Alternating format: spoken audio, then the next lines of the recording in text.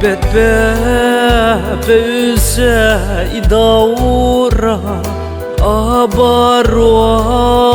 iterame naikete belünde makte daikau ipeiralo ribet beze idawra abarwa iterame herikeden womakte ribeze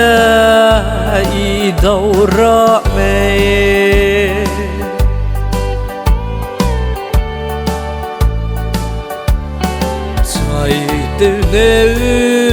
beze hinrama ribe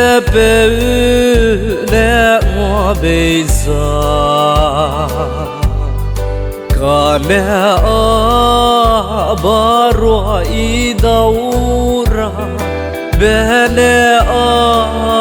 alung teuhere ribet beze idawra abarwa iterame herikeden womakte ribeze idawrame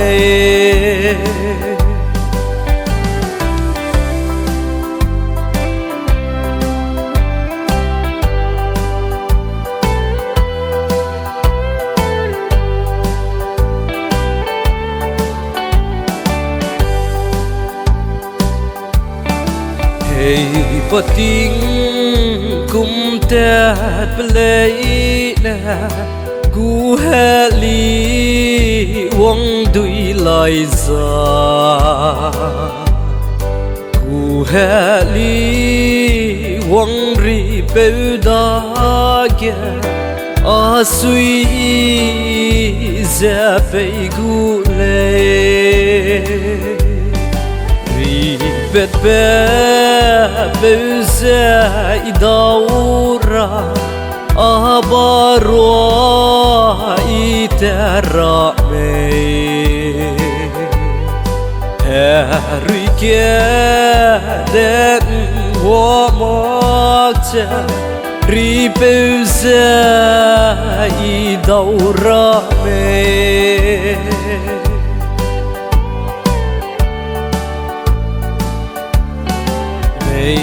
Melei ne gau chu zu lâu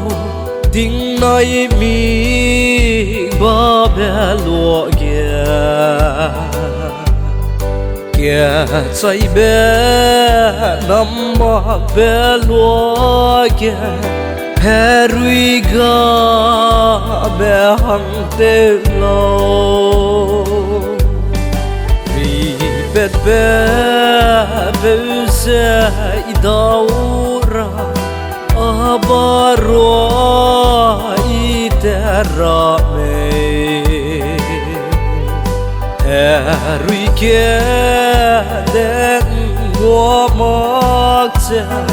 ribeze idawrame